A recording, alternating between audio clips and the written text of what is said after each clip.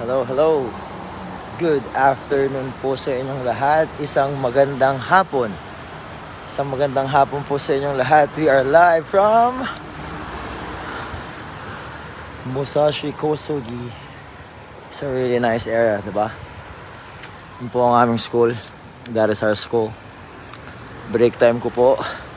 Alam nyo naman po, during break time, I always do my walks. And in my walking, I do this daily live.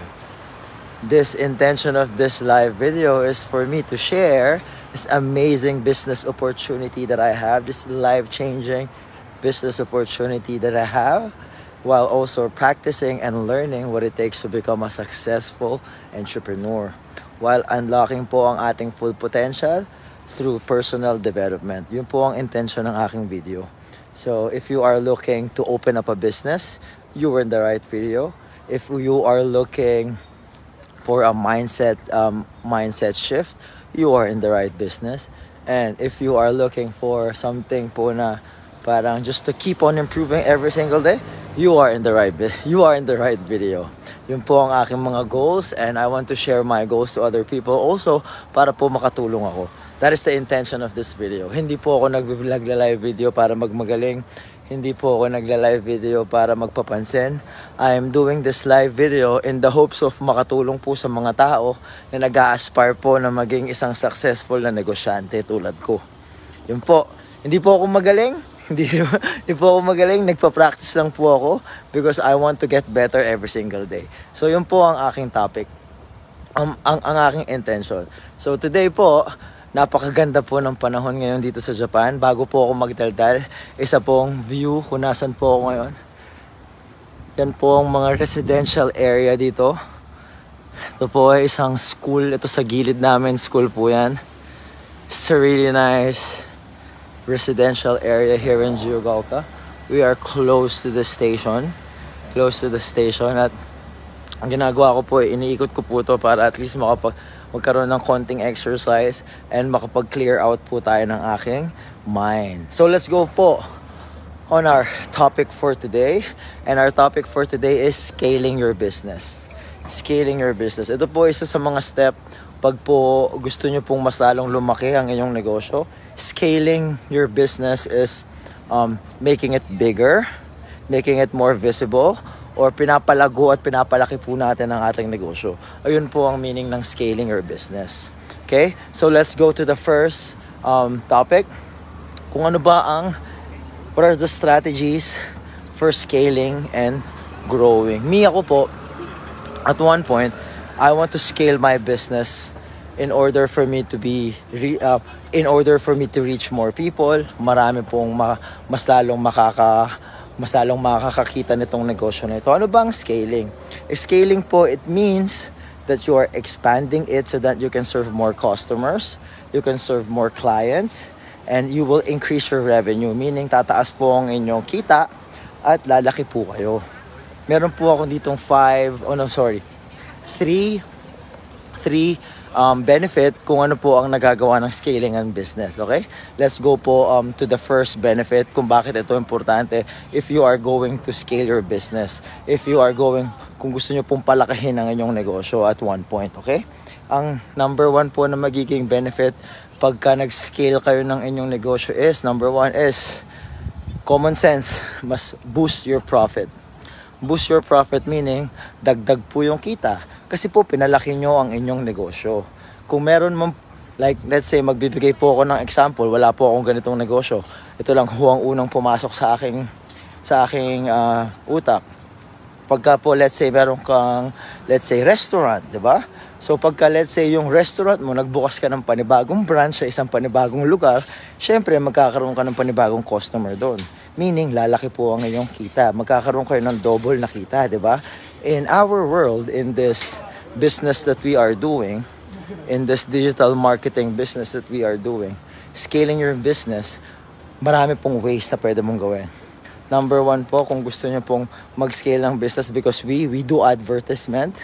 Ang ginagawa po namin, kung gusto mong mas maraming taong makakita sa'yo, is number 1, pwede mong dagdagan ng iyong ad spend. Meaning, for example, ang ginagastos po, kunyari lang po, per day is let's say 1,000 yen. 500 pesos. Pagka ginawa po natin siyang 1,000 pesos or 2,000 yen, mas marami pong tao ang makakakita ng inyong negosyo. Ayun po ang kagandahan ng ginagawa namin negosyo. Yung pong page namin, that is our physical store. At in order for us to scale at makita kami ng mas maraming tao, madali lang po. Kailangan lang po namin lakihan ang aming budget para mas maraming taong makakita sa amin. Yun po ang isa sa mga paraan kung paano scale ang negosyo na ito. Number 2, ano ba ang benefit when you are scaling your business? Number 2 is, it will increase your market reach. Parang yung sinabi ko po kanina.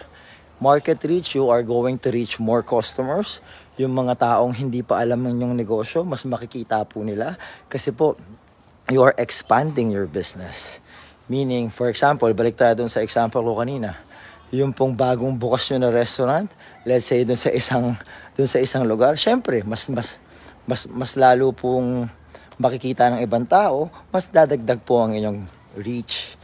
Dito po sa aming ginagawa ngayon, it will, ang pinaka madali po para mas makakita ng mas marami at ibang ng mga bagong customer is just to increase your ad spend.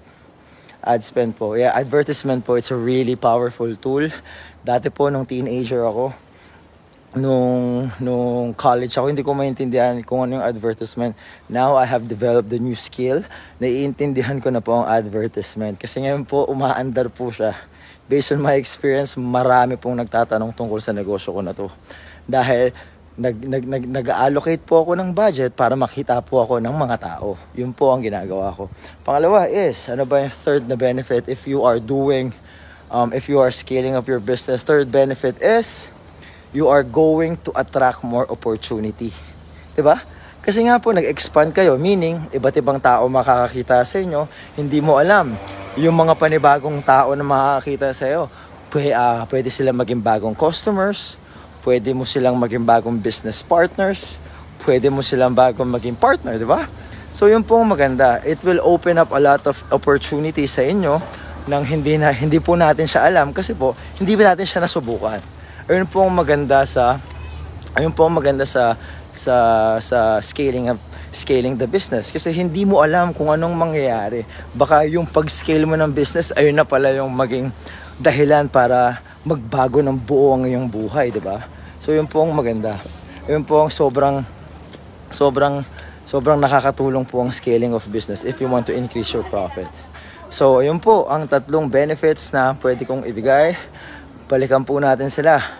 First benefit is, number 1, common sense, boost profit. Siyempre, mas maraming nakakakita sa'yo. You are scaling at your business. You are expanding your reach. Meaning, lalaki po ang iyong sweldo. Pangalawa, magkakaroon po kayo ng increased market reach. Meaning, mas maraming tao po ang makakakita sa inyo. Mas maraming tao po na malalaman ng iyong serbisyo. Mas maraming tao po ang malalaman kung ano po ang produkto na inyong binibenta. Yun lang po. Kami po, in my line of work, we do not sell anything. We are marketers, so we are marketing this amazing opportunity that we have, and this business is already been proven po. It's proven. Hindi ko po marami na pong mga naging mayaman, marami na pong nag-retire ng maaga, marami na pong kumikita ng 5 digits, 6 digits po every month. Sobrang mas lalo akong ginaganahan talking about it because I know at one point makakarating po ako doon. And kung gusto nyo po at you're interested, I can help you reach there because that's my goal. Is to help people like you na gusto pong makaangat sa buhay, na gusto pong mag-level up sa buhay. So that's what I'm doing right now. And the third benefit po if you are expanding or scaling up your business is, number 3, it attracts more opportunity. Okay? Because growing business, you're expanding your business, you are attracting new clients, maybe investors, makita nila kayo, di ba? Mas lalong may maniwala sa inyo. So you'll never know until hindi nyo po palalakihin o i-scale ang inyong negosyo. That was the 3 benefits po. Bigay lang po tayo ng quick recap. In simple terms po, ang ibig sabihin po ng scaling is you are allowing your business to grow. handle more clients, increase your profits, and open up your doors for more opportunity. Yun po, I hope na I added value po sa inyong afternoon. Yun lang naman po ang point ko is for you to be able na malaman na hindi lang pala ang pagiging empleyado ang solusyon sa pagyaman sa buhay. Marami pong paraan kung paano po tayo pwedeng kumita ng ibang paraan. 'Di ba? At kung iisipin niyo po, bibigyan ko po kayo ng isang tanong. Yung po bang trabaho na meron kayo ngayon or kung ano yung pong ginagawa nyo ngayon, meron po ba siyang direct plan or direct roadmap in becoming a millionaire? Yun lang po. Because this business has.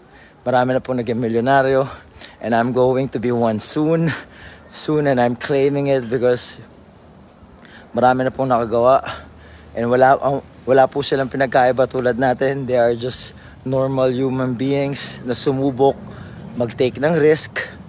Kahit sa una nakakatakot, kahit sa una akala nila scam ako kahit sa una akala nila niloloko lang ako ng tao. I have no time for that. This is a legitimate business. Wala po akong interest na lokohin ng tao dahil ako po ay may sariling pamilya, may sariling anak. Wala po akong oras para manloko ng ibang tao. Gusto ko pong yumaman, number one, para sa aking pamilya, para sa aking anak, para sa aking mga magulang. Pangalawa, gusto ko rin po makatulong ng tao para yumaman. Yun po ang pinakamaganda na ginagawa nito negosyo nito. Pwede magbago ang buhay mo at pwede mong tulungan ibang tao para magbago ang buhay. So yun po, I hope that I added value sa inyong hapon. Ako po ay magpapaalam na po and I will see you guys again for my next live, which is tomorrow. Bago po ako magpaalam, last look po sa magandang lugar, sa magandang place dito sa Musashi Kosugi. Ang ganda po ng weather. Look at that. Diba? Uy, may naka-costume na bata ngayon. Yan po, maraming salamat po. This is me, David, and I'm signing out. I'll see you guys again for my next live tomorrow. Thank you very much. Peace.